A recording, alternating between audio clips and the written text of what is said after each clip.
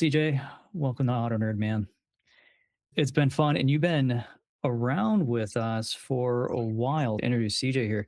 When I was doing some dealership work with a manufacturer, I bumped into CJ, and ever since you and I have kept sending a text message here and there, and then all of a sudden the AutoNerd project popped up, and we've been working a little bit hand in hand with this thing, get parts of it to come along. Been a great help far with this and getting interesting. But you and I also come from a somewhat similar background. Is that I call it the click. Working in sales, and I just start feel and realize that there's something wrong, that the system is broken, it doesn't work. Automotive sales process just seems to be the catalyst for just pissing people off. For some reason, every dealership on the planet today still just holds their guns, and they still cry when they receive surveys that customers are super ticked and their Google reviews are at 2.5. Start there. Let's get a little bit of your background, and then we'll just dive down the rabbit hole of some CX stuff. Sure, sounds good. Thanks again for having me on. It's been quite a journey working with you as a trainer first through our corporate lives there and having some input of your auto nerd empire over here. Yeah, I came from the restaurant industry originally and then got into food sales and segued that into car sales. Always been just like a natural talker. So it was a pretty easy transition for me, but learning the ropes of the car business and learning from people that have been there for 15, 20, 25 years. They have certain ways of doing things. And it took me a little while to get in my groove, but I started being pretty successful and got to the point where I was starting to lead dealership every month, numbers and all that. But it just felt like I could be doing more. I could be doing better. I could make my customers have a much more just total overall experience. Great. Want them to keep coming back to me for more, which is something that I think we all want as salesmen, salespeople. For me, once you started the podcast and auto nerd stuff going on, I started listening, and a lot of the stuff you were saying started clicking and making sense. And I was able to take some of those word tracks and some of these lessons and put it into actual use and really get results out of it. So it has been a tremendous thing for me professionally, as well as just in my personal life too, the way to approach everything. Nice, nice. So you tell us about a moment that you just realized that your sales approach, how you're going about things, had changed, because you made some pretty big changes from normie car sales consultant to the number you we're putting down in December and January. I was just like, how do you have time to message anybody and also have kids running around and a wife and all that fun stuff? Impossible, but you were pulling it off. So when did you realize that click had to happen? Where were you at and when that happened? I do have two small children. I have 4-year-old twins. A wife, and home life is very important. And I'm a big proponent of taking my days off, make sure I spend as much time with them as I possibly can. Always be producing somewhere between 15 to 20 units a month. And like I said, I just always felt like there was a way to get more out of it, better myself. At some point, I just said, start looking in the mirror. What can I do? Every time I sit down with a customer, I feel like that should be a sale. That's how I always felt, but I couldn't always get it done. And then once I started listening about empathy, really just sitting down across from the customer, getting to know about them, getting to know about their lives, truly making like a friend, someone that by the end of it, we care about each other. It's great. All of a sudden, my numbers just started going crazy. I went from 15 to 20, where now I sell between 25 and 30 every month. So it's just been tremendous. And we're not like a huge volume dealership. We might sell 150 to 180 cars a month. I'm putting up crazy numbers compared to everybody else. It's just been good. Going the old way just wasn't working, and you had a look in the mirror moment there, and what you see when it came to like your selling style in the past before you made switch. What were you looking at in the mirror there and debating? For me, it was what a lot of the norm. It's always just moving the people along the process, and you take them on the test drive. You want to do numbers? Let's sit down and do numbers. It's just this, and it's just constantly the same thing, and just treating everybody like they're the same when they're really not. They're there for the same thing, but they're not the same people. Some people have different using this method and just learning about everybody and what they're doing, what lives are like. It's just opened up a tremendous amount of doors for me. Just like I said, just getting to know people is really what it did. But having gone through a few years just doing it the old way, doing that, and then being able to say, I don't know, I feel like I can do better. I feel like I can be better, especially after listening to some of the podcasts and some of the different lessons and word tracks that were in there. And I just started using them. And man, it was like I said, the switch just went off. It was just fantastic. and It was I won't go back. it was funny because I remember we were talking very early on in the podcast when I was still trying to like figure out my way of what's this messaging going to look like. And I remember I fired the podcast up in the first few episodes. If anybody goes back and listens to them, I'm off the rails. It's 2 hours of me just rambling about the car industry is broken and figuring out how many F bombs I could throw into a podcast before I get banned. But it worked because three people listened to those, and you happen to be one of the three. In episode 10, we were talking and you were mentioning these things. And I was like, wait, where the ship has to go, there's something here. Because one of the things that I've always believed is that when it comes to people walking in through the front door, nobody's the same. But when it comes to the customer is always different. So there's no reason to blame the customer for mistakes or for buying that day or frustrations. I could go down a list of things here. And really, it comes back to just taking that time to look in the mirror and go, what kind of person am I? Do I actually want to continue down the pathetic method from the 1930s, just simply selling cars and applying pressure, things like this? So when it came to the mistakes in the past of the older road to the sale, rushing discovery, and just not really treating the customer like a human, what irked you the most about that?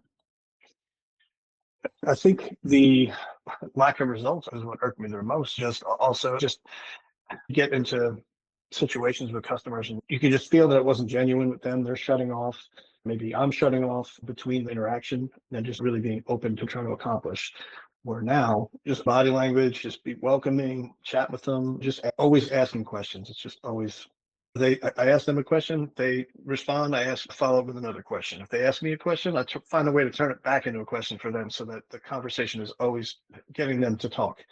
And then that needs assessment, just getting all that information from them and then picking out 5 or 7 things that I can take and put into my demonstration that's going to show them, look, this is going to make your life way better if you buy this car. And by the time you sit down, they're like, this is awesome. Sometimes there's a little negotiation, of course, but I can't tell you how many times by doing it that way, they just, all right, yeah, what do we sign? What do we do next? It's just tremendous. Weird. Like change the approach from the typical, we're going to cave your head in and sell to the dealer's perception. We're going to sell at volume, right? And burning 30%, 60% of people that walk through the front door. And then nuts when a customer comes in and you just simply treat them with respect. And in their brain, the lens just changes. And all of a sudden, like you're saying, just keep telling you things. And then you keep using them as ammunition and move along. But you have thrown around the word empathy a couple times here too. In our conversations, you really like the word empathy, and I think you embody it a bit. How does the average sales consultant, in your eyes, look at the term empathy, and then how is it different for you? I don't know if average salesperson does look at that. I don't know if that crosses their mind. I can't speak for anybody else, but Not taught. but just from seeing how people interact again, I think they just get caught in that rut of this is the way we've always done it. This is what we're taught. Get them in, find out what the number is, pressure point, where's the pain, figure it out, figure it out. Is it the trade? Is it this? Is that? Instead of, hey, what's going on? Brings you to the market. What kind of driving do you do? What you're having a baby? Oh my God. Is it a boy or girl? Going down, oh, we have 2 dogs. Oh, what kind of dogs are they? There's just a million ways to dig into their lives and find out about them. And then they feel like they're part of the experience. Like the experience is tailored to them. And it just opens up doors. It just really does. And even if they don't buy that day, you can't close everybody reasonable. But a lot of times those people come back or they send you somebody even though they didn't buy from you. They're like, my neighbor was looking for a kind of car you sell or whatever, and they send them over. It's unbelievable. Go over there. Funny because so my click when it happened was I remember I was working with a woman once, and she actually, I wasn't even working with her. She was sitting in her car and she was frozen to the steering wheel. And I knocked on her window and I said, "Hey, are you okay?"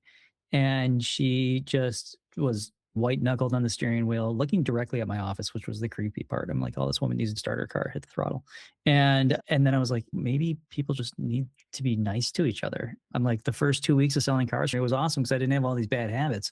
Mhm. And then about 2 years in, all of a sudden I noticed that maybe if I just flip the script, and it sounds like you're doing a lot of that as well. And I don't think the consultant considers empathy. It's not something that most people will ever spend too much time thinking of. We're taught in this business that the sales board, the measurement of for lack of a better term, the sales board is a measurement of a sales consultant, a salesman. And the worst part that I see with that is that so many sales consultants are going out there trying to crush these numbers, and they're walking away 12, 15, 18 cars a month, and they're just getting wrapped up with. Have you found that setting up the relationship and spending a lot of time during discovery and needs assessment and getting to know that person has tilted that scale a little bit with you, including also the closing rate? Yeah, 100%. Not only just higher closing rate, but higher front end where we all have addendums, we have different packages and stuff that we can sell. So a lot of times your profit, that's where you can make some money if you are open about everything and talk with the customer. And a lot of times they're just ready to buy it. They don't worried about it because you've already built that relationship. They trust you and they know that you have their best interest in mind. Yeah, seeing a shift in front end gross as well as building trust for and bridging the gap for them to go into finance where I've already talked about, oh, like you see on their trade, they have some nicked up wheels and you go, we have a great program for tire and wheel that we'll talk to you about in finance. My buddy had 7 tires replaced, didn't have to pay for a single one, that kind of stuff. And then that's just in the back of their mind. And then all of a sudden buying all kinds of product in the back as well. I think you can use the whole program, to just build the whole deal up and make the whole deal successful between the front and the back. You're going to have minis that's out there. It's just, cars. Yeah, there's cars on the lot for 165 days. I had a lady in over the weekend. She came in with her sister who had with me. I was tied up. Another guy picked up working with her. He sold her a car. And then my manager was talking to her sister and CJ lady wants to buy this in the showroom. And I said, all right, so let me go talk to her.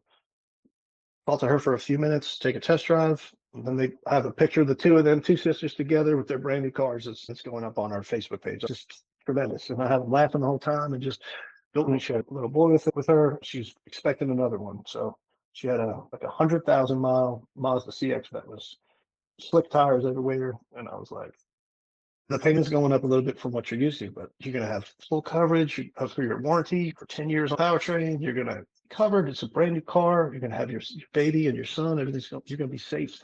And you're not going to have to put $800 of tires onto this thing. And she was like, let's just do it. Let's go. We're just tying everything together. Fun. It sounds like you're not even pitching these people, just building up that relationship, and then you're establishing it and creating it, and then more or less just validating what they have going on with their product trade, so to speak, and then they're just buying. Yeah. Yeah. They're there for that particular lady wasn't there to buy a car, but it just happenstance. But most of the time when people come to the dealership, they know they've done research. In the age of the internet, people have access to everything. How often is someone going to come in and they haven't looked at whatever they're going to look at? They already know what they want. And you got to just find a way to get at what it is that they have in mind, find out how you're going to fit it to their life. But sometimes they come in with the idea of what they want and it's not a good fit. And you have to show that to them.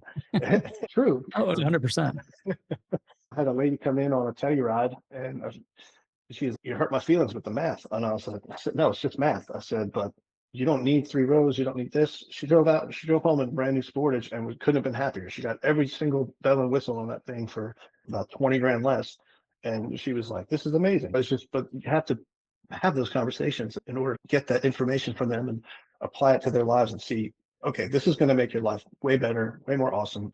The drive's going to be better every day. You're going to be happy in your car. You're going to be happy when you get to work because you love your car.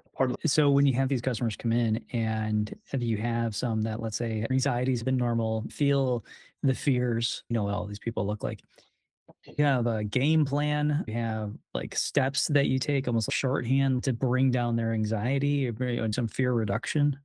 Yeah, 100%. Favorite thing that someone says to me is they had a bad experience elsewhere and they hate buying cars. And I'm like, we're going to be friends. We're going to have a great time. I said, when you leave today, you're going to have a completely different viewpoint of buying a car. And then I proceed to do that. I sit down with them, I chat with them, and I just take notes, I talk with them, and I just try to make it a flowing, easygoing conversation, build a rapport with them. And they're driving out an hour and a half later, 2 hours later in their brand new car, and they're like, this was awesome. This was all great. I'm going to send my friends to you. And that's my favorite thing when the people come in, I had a bad experience. Let's turn it around right now. We're going to flip the script on you right now. And they're usually open to that. It takes their guard down. They're like, oh, what do you mean? Okay, wow. And as long as you back it up and listen to them and hear what they're saying and then show them that you heard them by information they gave you to apply that, whatever situation is, it's going to get better, but with the purchase, and it's a home run. Works every time. That's perfect. So you have the customers, you've reduced their anxiety, prevent them from becoming defensive. And this because that usually is the next natural step. For example, with the woman with the Telluride, flipping her probably wasn't the smoothest in the first like 30 seconds of mentioning, okay, we're going to go to a smaller vehicle. I bet she pushed back a little bit. No, not really, because I had already. This was years and Well, years it's ago before. $20,000 difference, but yeah. Yeah, but this is before I even knew anything about someone empathy. This is just I was just going how I about things my own kind of way with that particular customer. But it was I just asked the question: have you ever looked at his footage? And then no, what's that? Like what? It was just like, oh, you can have almost all this. You're gonna have a lot more features, and you don't really need the extra space. So take a look at this, and then let's just drive it, see if you like it. And just like that, if you just ask the question, put it on them to make the decision. I'm not going to make the decision for you. We're going to do it together. We're going to make sure that's the right fit. And that's basically how I'm trying to approach things. Because if they're not invested in what if it's not, it's a partnership between you and the customer. You Yeah. have to treat it that way. You're consulting them. I'm listening to you. I hear your needs. This is what I think would fit best. And here's my reasons why based on what you told me. And then let's go make sure that all those boxes are checked. And if not, we'll pivot and we'll look at something else. But they have to be invested and trust you in that situation. You have to earn that trust by the needs assessment and talking with them and getting them, try to make them laugh. If you can make people laugh, usually they're gonna just automatically not be tense. So it's like I always have anytime someone asks me to come on a lot, hey, how you doing? Welcome. I'm like, how are you today? They're like, I'm good. How are you? And I always just say, any better, it might be illegal. And it almost always gets a laugh. It just takes them off guard. They're not expecting that. Just a little icebreaker, something, just a little throwaway line. But a lot of people laugh. Oh, I'm going to steal that. Please do. I can't wait to hear it from you one day when I call you for something. But it's all about that. Just getting them comfortable, to get them relaxed. The less tension that's in their body language, the less tension that's coming out of the way that they're speaking. If they're having fun with you and they're just talking, you can just tell they just start talking to you like you're their buddy. You're gonna have a beer together. That to me, that's the secret. And there's the old saying, "Make a friend, make a check," and that kind of holds true. Yeah, and in some pretty big ways. So you're working with people, you're driving on their anxieties, and you're selling empathy. And when you look at your personal life, not just your home life and your kids and whatnot, but like your emotional state, because when a car sales consultant comes on, the emotions are riding high. You're just like, go sell. And then you realize the reality of it, there's a lot of stress that comes along with this. And obviously, I'm not going to ask you if the stress has gone away. That'd be unfair. Of course, they haven't. They're still there. This is the car business. Hell, look at this head of hair I got. But I'm on my don't worry, buddy. I got a great razor company. When it comes to your personal happiness, does it help you make more money, have a better life, feeling that the person on the other side of the table is also enjoying their time?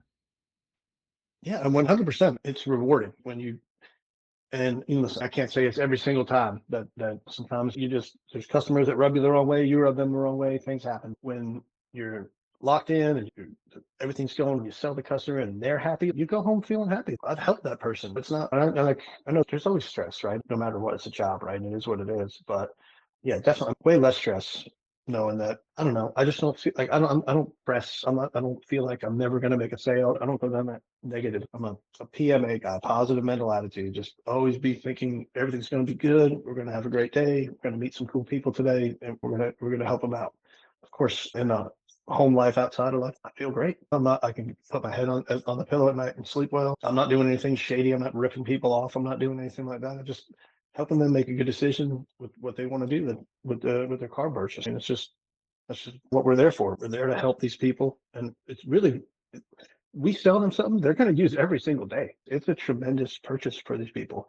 It's the second biggest purchase besides a home that they're going to make, and they do it every 5 or 6 years, unless they're leasers. Sometimes people do it every 2 3 years, but for the most part, they do it every 5 6 years. We do it every day. We have the knowledge and the experience to help them make that right decision when they come in, because it can be daunting, especially if they've had that bad experience in the past where people are throwing their keys on the roof. And like you hear all these crazy stories from way back when, and you can't do that. You got to treat people like people. You got to treat them how they want to be treated. That's what it is. Not just how you want to be treated. Like, of course, you want to be treated great, right? So Yeah. you want to give that experience to the customer, but you got to find out how they want to be treated as well. It's another important thing. Yeah, that was one of my other shticks for a long time. It still is. Actually, it came up in a session I was teaching the other day. Is We can move along with the whole biblical narrative, so to speak, which is a good guideline for life of treating people how you want to be treated. But 9 times out of 10, you got a fresh up sitting right in front of you. And that's not the case. I can't treat them how I want to be treated. It's all going to fall apart. I have to learn about them. I have to figure out who the heck they are and what actually makes them tick. And it sounds like you're doing pretty much exactly that, is make sure that I'm treating this person in a way that they actually can accept and they can start to hear me. So this positivity that bleeds out of happy customers over time, how does that help out the rest of your week and the rest of your month?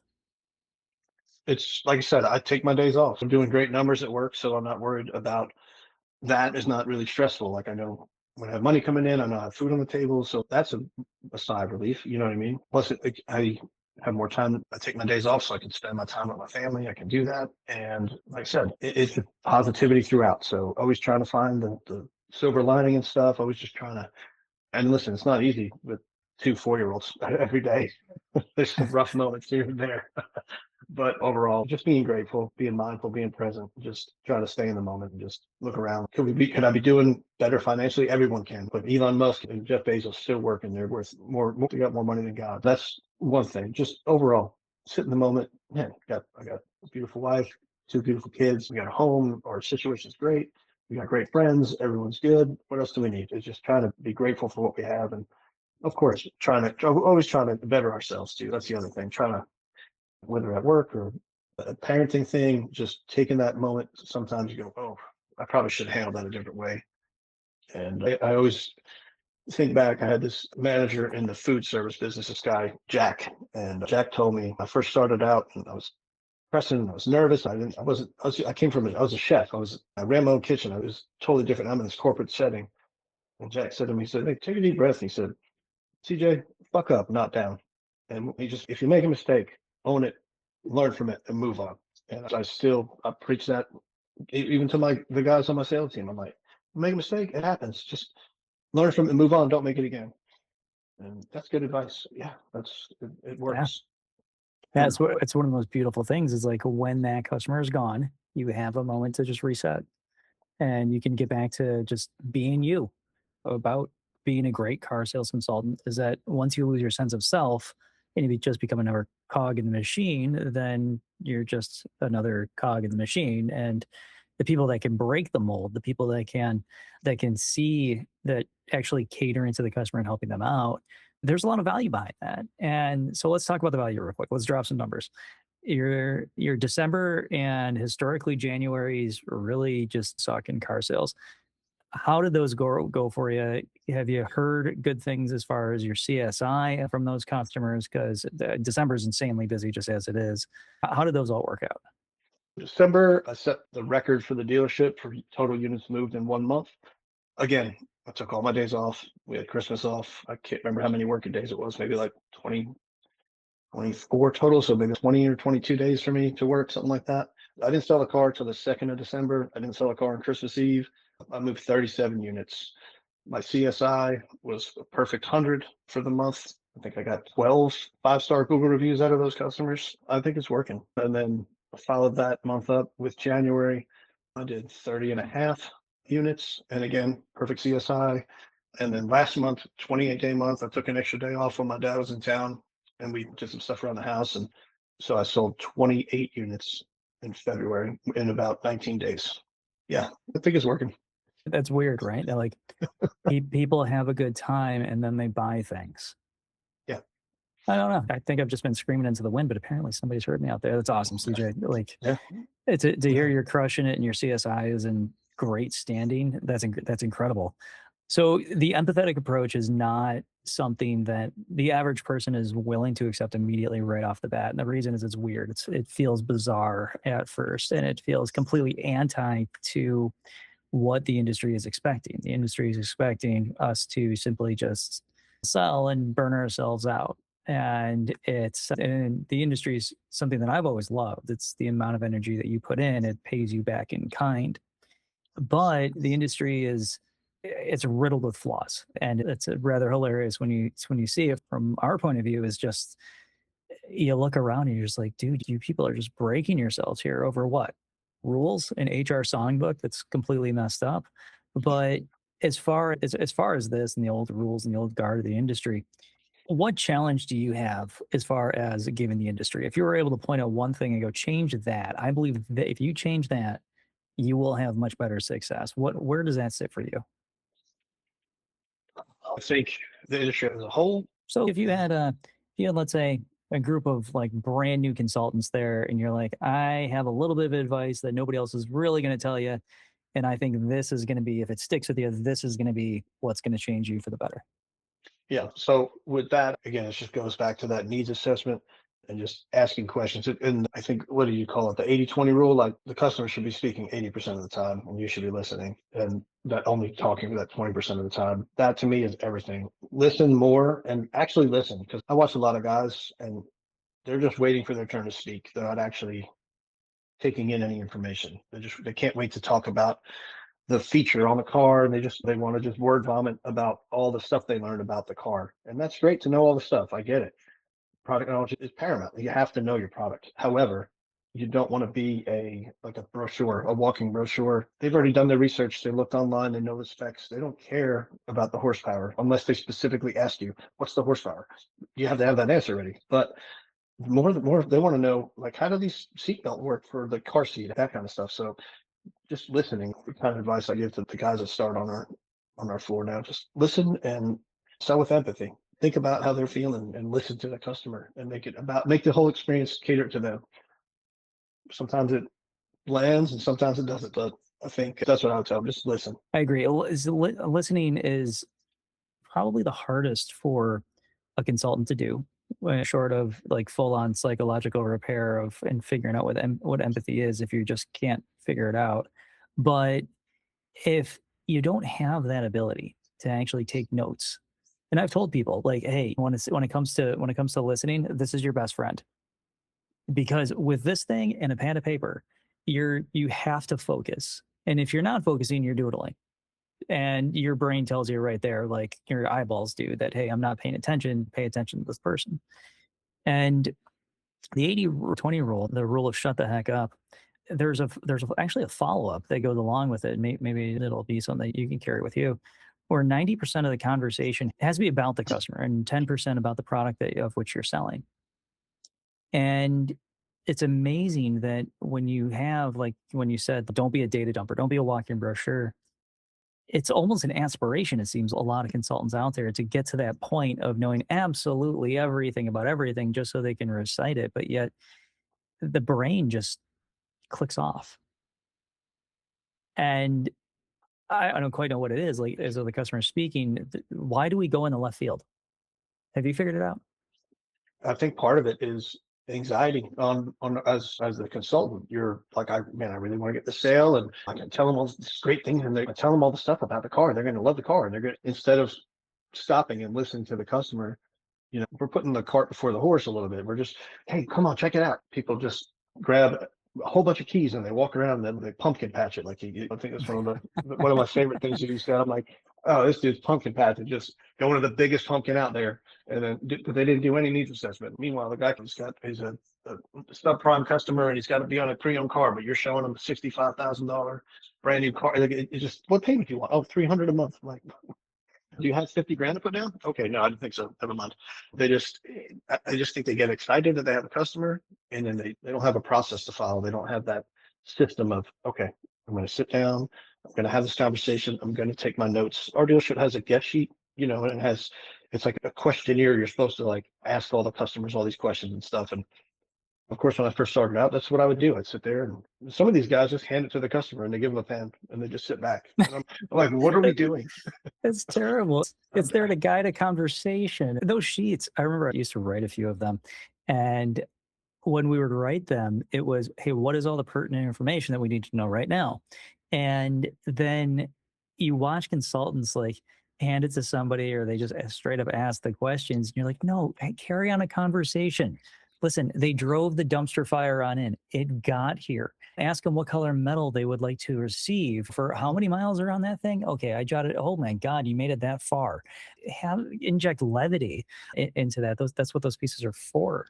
I think a lot of owner, a lot of management out there likes to put up the illusion that things are going well on the floor, but they give us tools that essentially are almost like a facade to, yeah, they have it, they're fine.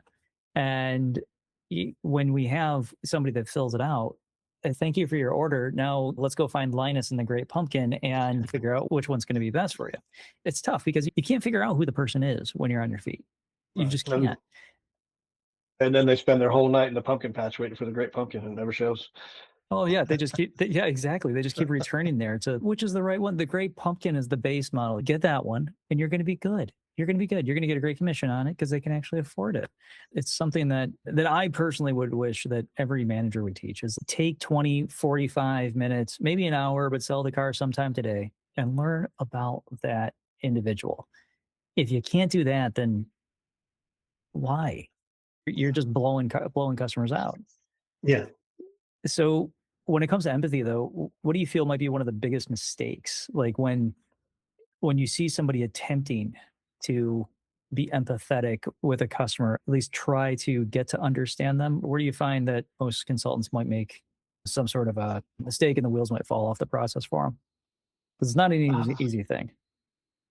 No, you'll feel the customer shift. All of a sudden, everything's great, and then you say something that brings them back to instead of just thinking with their like emotions, and they start thinking about numbers, and it's like their whole, the whole thing switches on them, and then that's all of a sudden it's then you see in your front end commission just drop because everything all of a sudden it went from the experience and how it's going to better their life to no, I need to know what the interest rate is right now and how many like this. And just somehow they, when you switch them from emotional to analytical, that's where I feel like you might have had a great rapport going. And then all of a sudden, there's some disconnect somewhere. They stop trusting you.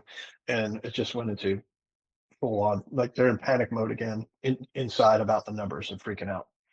So how do you bring them back? Oh, sometimes you can't. Sometimes you just can't, but you got to just try and bring it back to them and their lives and how it's going to work. Just trying to find some questions about what about this that you think about, what about this feature, and what did you think about how that would affect your daily life and that sort of thing. Just bring it back to baseline what you had before as best as you can by asking, find a way to ask them other questions to get them back into that emotional state versus the analytical brain. Nice. So so we're making that shift. We're moving more toward more of an emotional mindset for them. Hopefully, they're feeling a little bit better. But when you have that fresh up come in, how and stuff just does not go well. I've never believed that that any customer has made a decision on whether or not they're going to buy a car from a consultant within the first 30 seconds. I personally believe that's absolute BS because we are human. We give people chances usually, and change can happen in a conversation. So if the start gets off on a bad foot, right, kind of like that customer shifting gears and going, "Oh, okay, now my attitude's changed. I got to bring it back." How do you jumpstart your start again when you're just kind of you and the customer are just kind of emotionally feeling distant? Yeah, sometimes the best way to do it is just, hey man, can we start over? You know what I mean? Just sometimes you got to just ask them, be straight up. Hey, listen, I feel like we were on the same page. We're off now. Can we start over? Let's talk about some things again and just put it out there. You know what I mean? If you're honest with them, and it's going to be new for them in the car business, right? They're not used to. They think we're all out to get them. They think that we're sleazy salesmen, whatever. That's the stereotype. But if you use honesty and you just tell them, hey, listen, I don't know, maybe we got a little off track here. Let's bring it back and talk about, just remind me again about what you're trying to accomplish, something like that. Just get them talking about themselves again. It's just usually that's the disconnect. Is somehow we started talking about something else and we got away from them. And if we keep put the focus back on the customer and start asking them those questions and following them up with more questions, I think that's the only way to reel that back in and hopefully right the ship.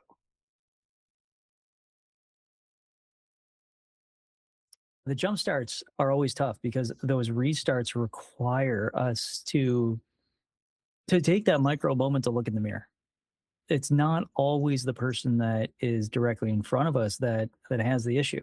Sometimes, a lot of time actually, it's us just not being able to make that instant emotional connection with that person and having to back up and pretty much straight up ask, "Hey, can we restart?" is one of the only things that we can do. When we have people that straight up hate us for no particular reason, if we can show that we're the best person on the planet, it helps us out in some major ways. Which leads me to this question. So If you were able to select one thing about the process or one thing that you would build into the process that you wish managers would teach from day one, if that was their gospel, what would you have them preaching?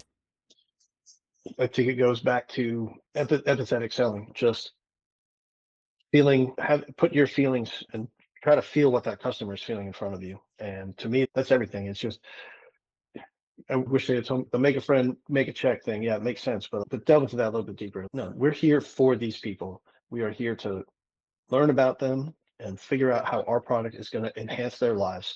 And if we can do that, they're going to be a lifelong customer. If you can do that and they had a good time doing it, they're going to send you their cousins, their uncles, their aunts, their sisters, their neighbors, their colleagues. That it's just that's just the way that people are. If you go to a restaurant and you have a bad experience, you tell everybody don't go there. If you go to a restaurant, you have a great experience. Oh, you guys got to go, and the server's blah blah blah. You got to ask for that guy. It's just human nature. It's the better experience the customer has, it's the better it's going to be for everyone at that dealership. It's just going to bring more people in. So if we have a consultant right now that is just stuck, they're 4 or 5 years in the business, maybe they're brand new, but they're feeling the rut. They're finally feeling the pressure because the pressure does come on. We got to pay bills, and many of us can get big heads during those months and go, "I'm going to buy a new car. I'm going to get a motorcycle," and then all of a sudden it's winter.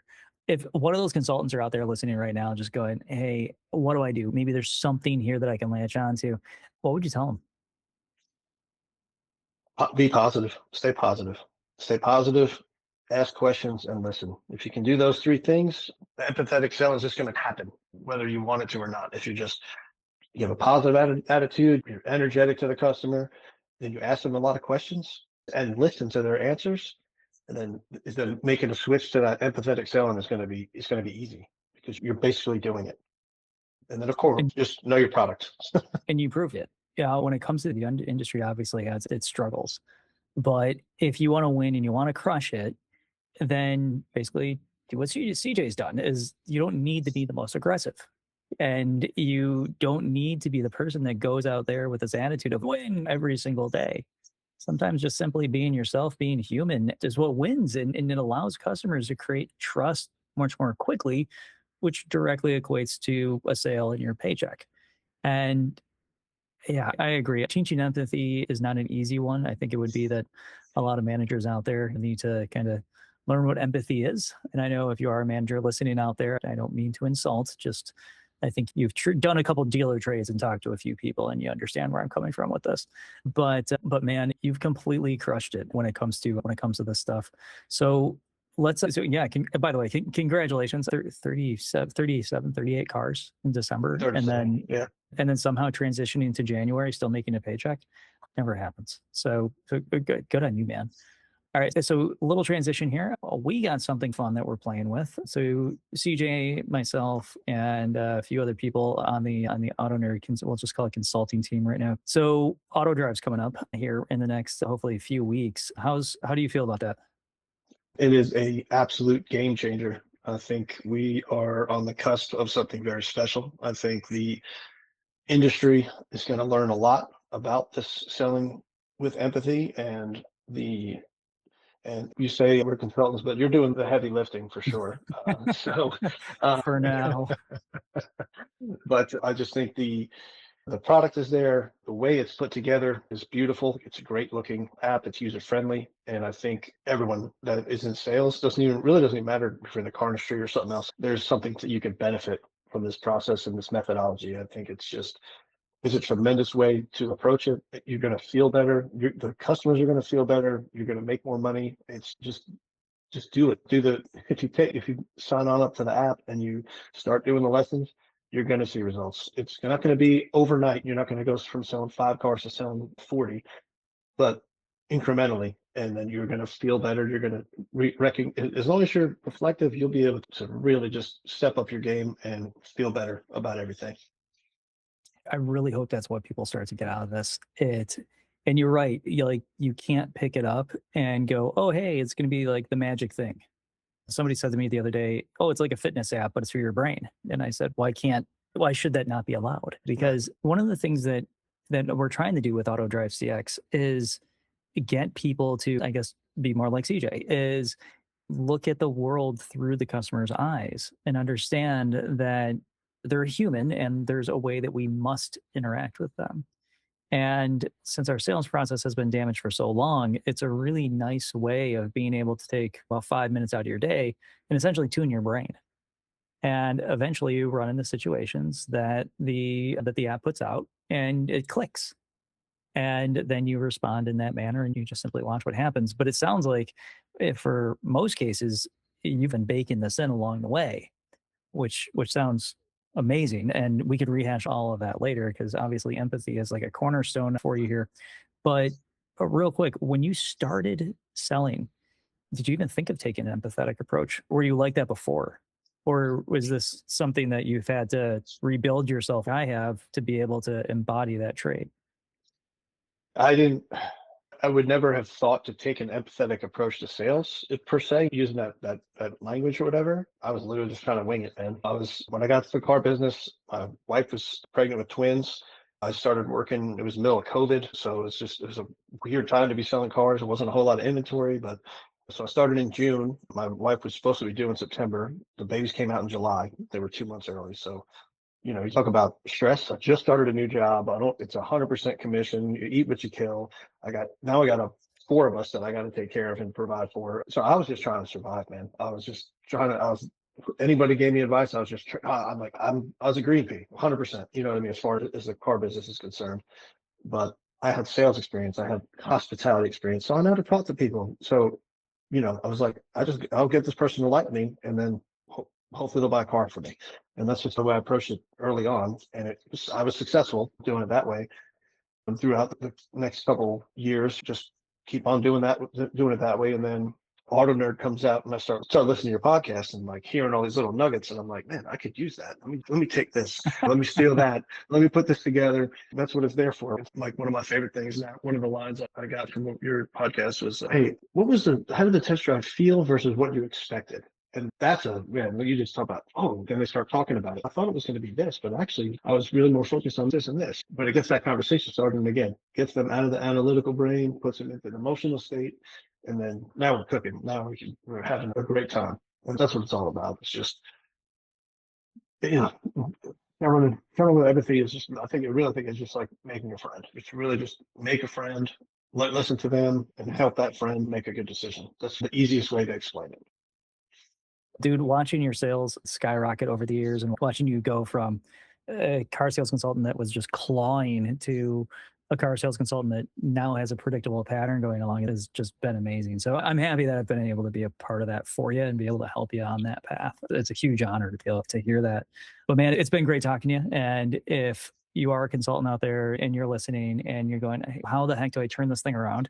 The CJ is a perfect example of that, for lack of a better term, from green pea car sales consultant to commanding his process now, which is something that we should just simply all just be doing. So, dude, thanks for coming on today. I know we are going to talk like every day as we always do, but yeah, thanks for your time. And thank you for having me on. And my wife thanks you too. It's gonna be a fun ride, man. Auto Drive is gonna drop here. We are gonna be super busy, and yeah, I'm hoping that at some point in the future we could all look back at this and go, remember how hard we all worked our ass off to change an industry and just watch the industry just change. And then look, a dealership full of CJs over there. There we go. Everybody's selling cars like candy bars, like they say. All right, brother. It's been real, and I hope to talk to you again soon. Yes, sir. Keep it metal.